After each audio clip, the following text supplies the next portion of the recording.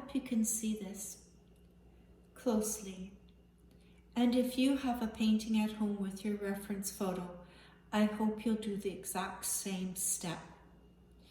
So now that we're looking at our reference photo and our painting at the same time, what we're looking for is things that are different from our reference photo that we'd like to change in our painting. So right away, I know that we very thinly put in our background of green over our toned yellow background. Now I'm looking at it, and as much as I love it, it's lovely, it's a beautiful color, it's different from the reference. And I would like to get this background in much darker. So I'm going to start with that. I'm going to mix up some blue,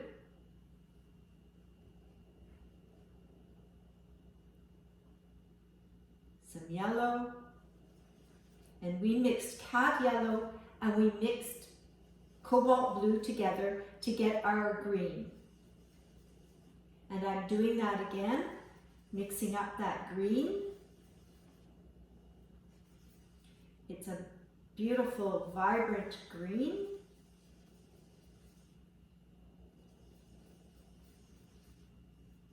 But this time I'm going to add some black to it, some ivory black, because I'm going to deepen it up. And now it's not going to be the exact same color as the reference, but it's going to be darker. And even though it has that yellow in there, I'm going to keep working to see if I can get it darker.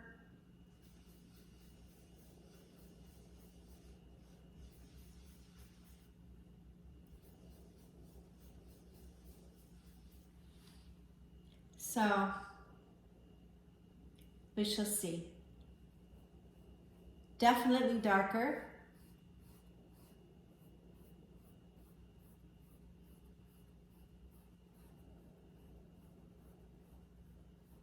Not the same color. That's okay. It's definitely a better value than it was.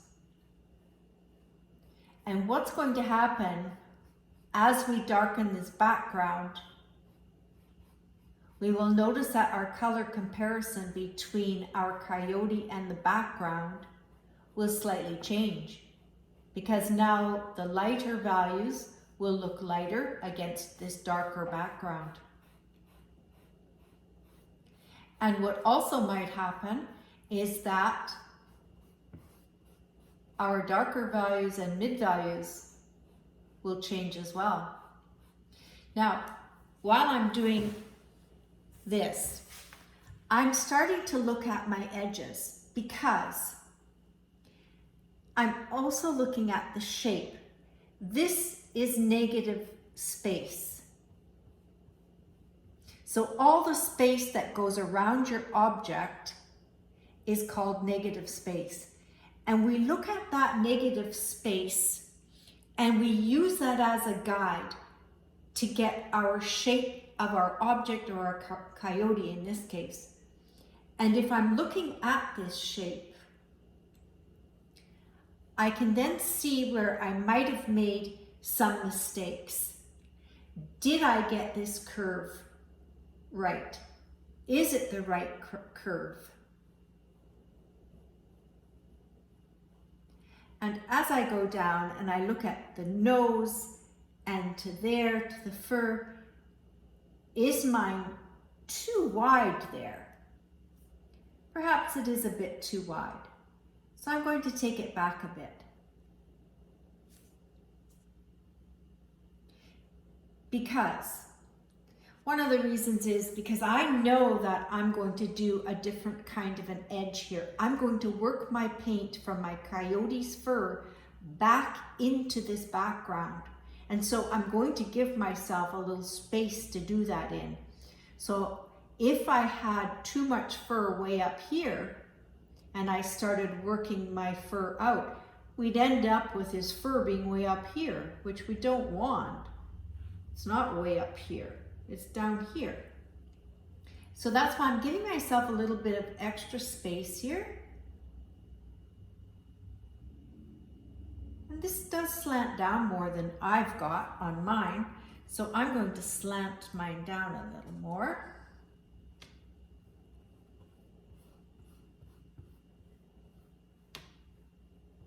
His body slants down. He is, in the reference photo, he is standing.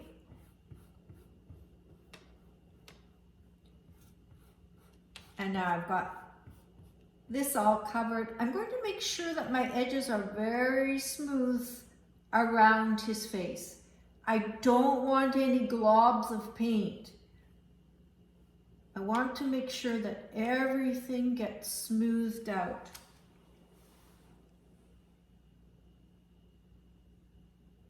And now I'm taking another good look at it.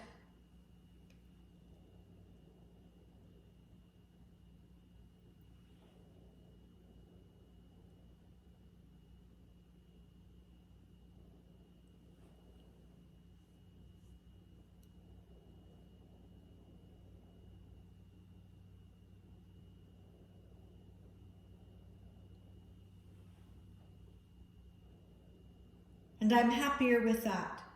Because I know when I go back in to feather out his hair, to feather out his fur into my background, I will have room to do that. And I won't be changing up his shape so much. So let's continue on. Let's get more paint on this. Have a look at that ear. And as I'm looking at this ear right here, I'm noticing that I really need to maybe define the shape of this ear a little bit better. So I've made a note of that.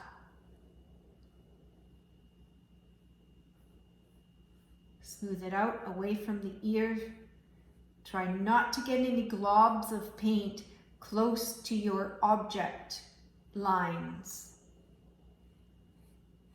So smooth it away from the edges.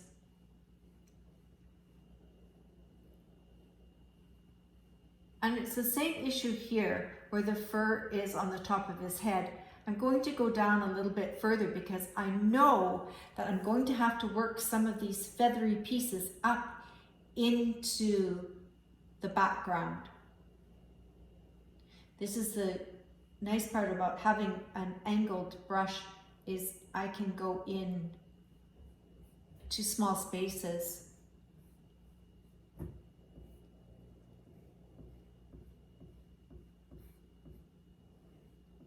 I'm trying to paint on an angle for you, so I am sitting way at the side of the canvas, so I hope you can see what I'm doing here.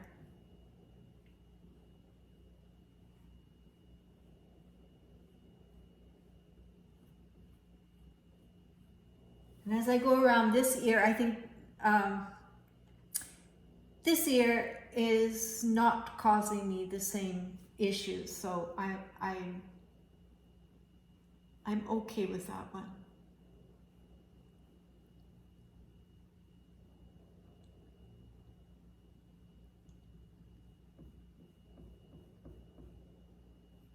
So that's cleaned up.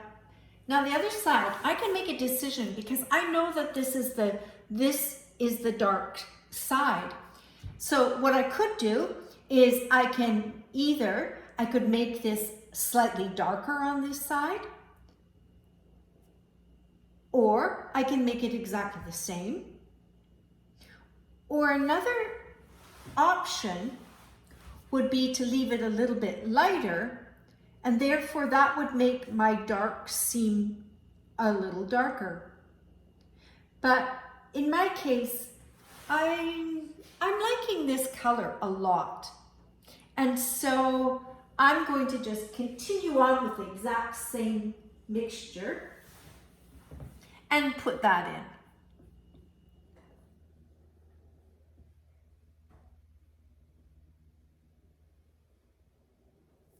I'm looking to see, did I get the right shape for that ear? Looking at my negative space here, it does come down. I've got more, my canvas was wider than my reference photo picture is. And so I do have more space, a little more space on each side. So I did extend my coyote out a little more on each side. So that is a difference. And so I do know that as I'm painting now, it's not exactly the same space, negative space. This one is much narrower here. Mine is much wider because I have a more canvas,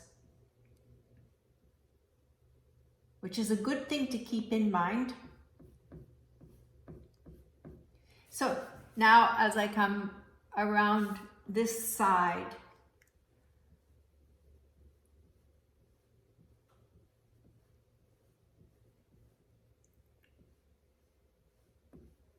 I am thinking that I need to blend out my coyote's fur into the background on this side.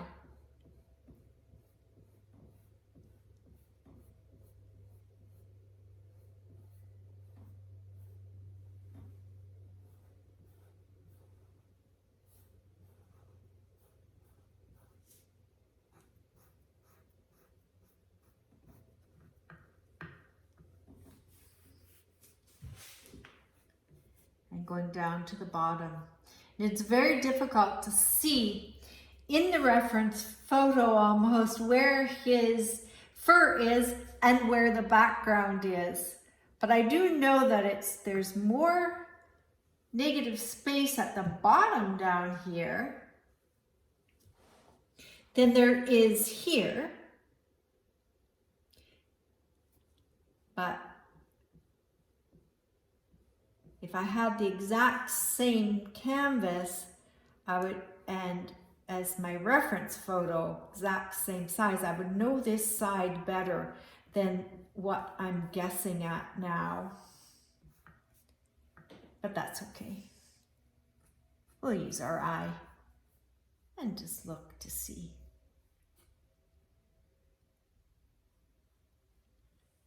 Okay. Now that we've darkened up our background and we thought back to some of the corrections we might make on that ear, now let's have another really good look at it. Once we darkened up that background, is there anything really large that has to be done to fix up the shape? Did I lose any of his shape when I was doing all of the rounds of painting? This is round 4. In my other 3 rounds, did I make any mistakes?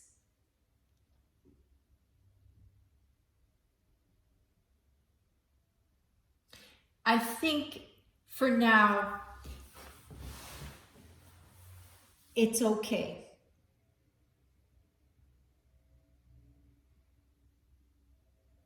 I know that my color is different. I know mine is redder, and I've put in now a little bit more darks in here that are a little bit more on the green side as I'm looking at it, which is perfect, which is great.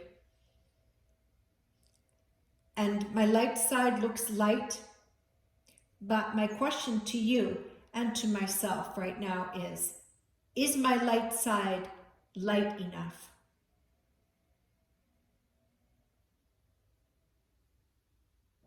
It's light, it's warm, but should I lighten it more? Well, this is a question that I think as artists, this is where we get to. And in a painting where we're nearing the end, we come down to it and we say, oh, our painting's not finished. Oh, I should have done this. Oh, I should have done that. But at some point, we have to make a good call. And the one way to do that is at this point where I'm really thinking about changing my lights up, I need to step away from my painting for maybe a day, maybe 2 days, and come back to it. And then have another look at it. Because with fresh eyes, you might make a different call. And you might say, it's not as light and bright as my reference, but I like it. I can still tell where the light's falling. And it is the impression that I wanted to have of this coyote. So maybe I don't need to go and start changing things up. Maybe that's painting number 2. And I will redo my coyote again. And the next painting I do, I will really work on that light side and lighten it up bright and keep a super dark side. And now I will have 2 paintings in which to judge which one do I actually like better. So before you start changing anything major on this painting, step back from it for a few days and decide, really, do I need to do that? Or shall I just work on my edges now and end it